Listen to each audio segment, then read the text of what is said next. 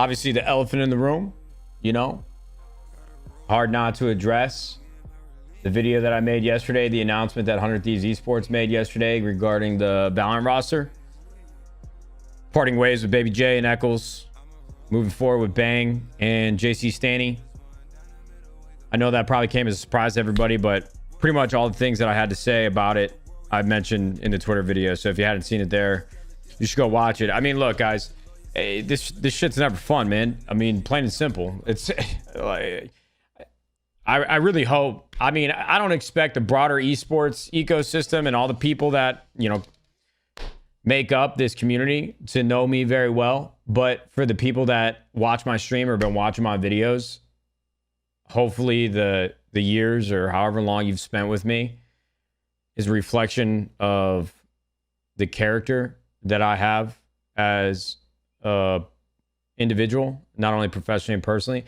I don't want to send people away from the roster. I don't want to release individuals, you know, when they're a part of 100 Thieves. It's like probably the least favorite part of my job. If I had to boil it down, it's probably the one thing that I hate the most, because I've been there before, man. I've experienced this shit myself firsthand. I'm not one of these fucking NBA owners that, there's nothing wrong with NBA owners. I know this isn't the NBA, but even other esports organizations, you've got a couple that are led by former players, a few actually, but many that aren't. And so my real world experience, man, I've been dropped from teams. I've had the rug pulled out from underneath me. I've gone through it when there was no money involved, you know? So I've been there. I don't take pleasure in it. It's not something I ever want to do. But at the end of the day, you've got to make progress. You need to evolve. You need to put the health of the team first and make decisions that will hopefully impact your success for the long term. And that's something we had to do. Now, for everybody that people love drama, I agree. I agree with that. But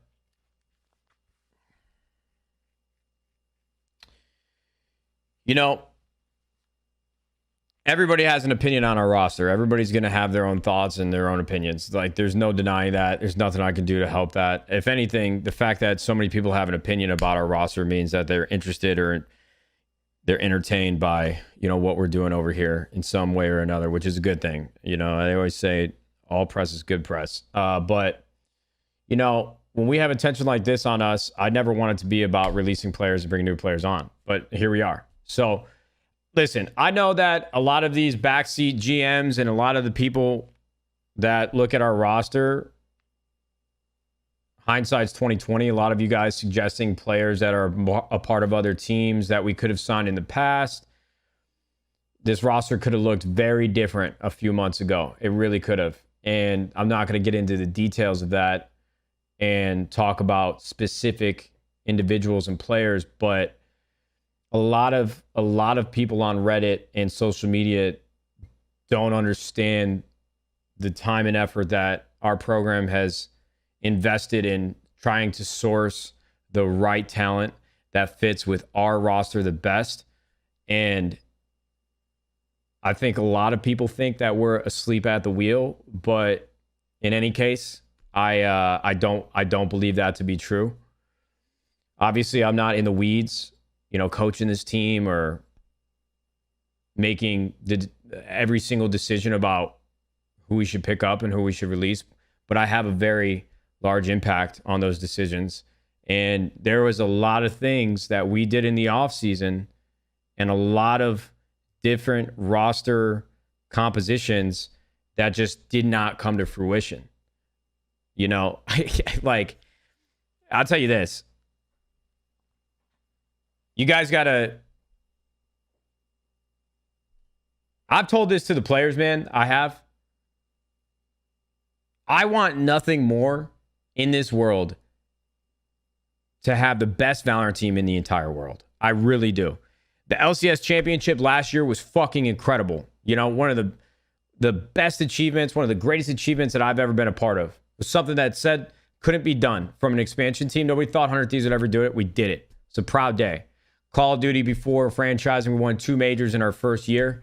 That was a proud year for us.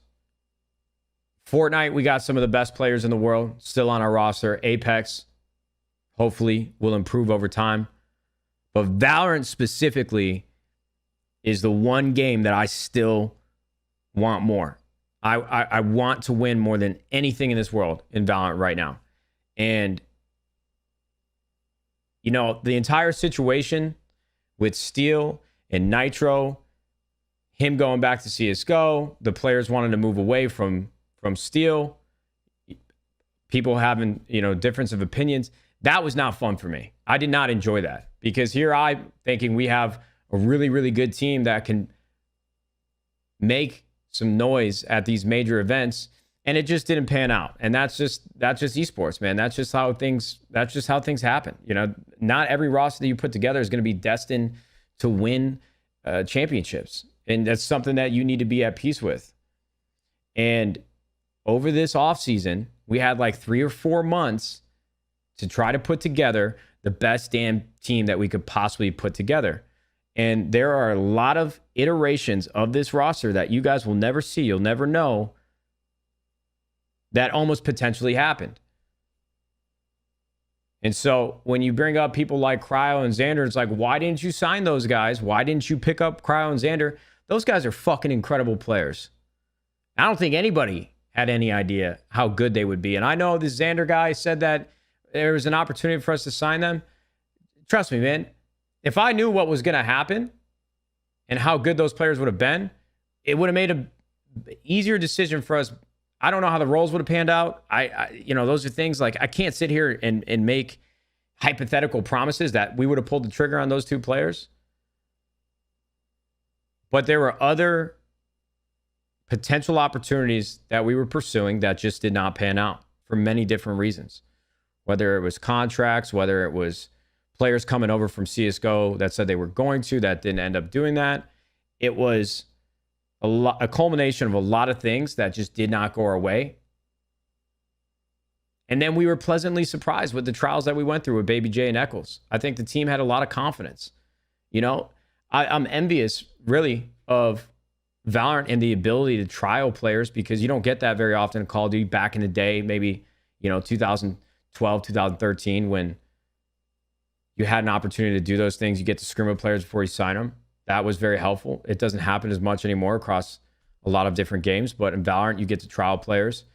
And from everything that we saw and the options that we had, Baby J and Eccles seemed like they were the best fit for that team at the time. And you guys need to understand that you can only learn so much about each other in such a short period of time. And a lot of times, things that aren't going well, or things that might not go well in the future, they don't peek their head through it, and the light doesn't shine on those issues that you're going to have until the players settle in, get past the honeymoon phase, and really backs against the wall dealing with tough situations. And so it just wasn't going to work out. The team just didn't feel as if that lineup of players was going to be able to compete at the level that they want to compete at. So it's not an easy thing, man. It's not an easy job. And I'm not here looking for pity. I'm not trying to sound like a martyr, but I think people need to understand, if you think you want 100 Thieves to win, and I don't mean this to sound selfish. I don't like using I don't like using me. I love the organization that we have built, not only the staff, the players, the coaches, our business employees, and most importantly, our community. But if you, the community, thinks that you want 100 Thieves to win, I promise you, and I'm going to look in the camera for this one, I promise you, there is not a single individual on this planet that wants this team and this organization to win more than I do. And that's the only time you're ever going to hear me sound selfish. At least, hopefully. You know, I got an ego. I can be an asshole sometimes. But I want to win more than I want to fucking breathe. And I know that's cliche, but I'm trying to convey the point. I want this team to succeed, and nothing is going to stop us in putting the right people together, no matter Valorant, League of Legends, Call of Duty, Apex, Fortnite, to ensure that we have the best opportunity for that to happen. So That's all I wanted to say. I didn't even plan on talking about this, but you just have so many people on Twitter that they talk in absolutes. Everybody in this community talks in absolutes. Like, they know what happens behind the scenes. Like, they know what players we were talking to in the offseason. They know how the team was playing in scrims. It's just, I know everybody's entitled to an opinion, but, and at this point, you know, with some of the things that we've tripped over, I can understand why some people think that we don't know what we're doing. But I take a lot of pride in this organization and the things that we do publicly. And if you've been riding with us this long and you're still supporting today, just give us some time. I'm excited to see what happens with Bang and JC Standing. We'll see what can happen. I know a lot of you guys say that it seemed too quick. Like, the complaint and the argument that it seemed too quick, 2 matches, and that was it. Pull the plug, 5 maps. I get how that looks from the outside looking in. I'm not oblivious to it. I'm not ignorant to it. I'm not going to deny how it seems. But what you don't see is the hours and hours and days and weeks of practice that we've had. And I'm giving feedback from not only our players, our coaches, our management, that this team, this lineup is not going to work. It's not going to work. Okay? Whether it's play style, whether it's personality, whether it's the approach to the game, whether it's how each individual gets along with each other, there's so many factors that play into why teams don't work. So, although it was a very untimely announcement and change, after losing 2 matches, the Cloud9 match being, you know, closer than it appeared, and the guard match, you know, we were very close to a 2-0. When I'm being told that this roster is not going to work, you have to make decisions, tough decisions. So it's just the way of the road, man. It's how these things go down.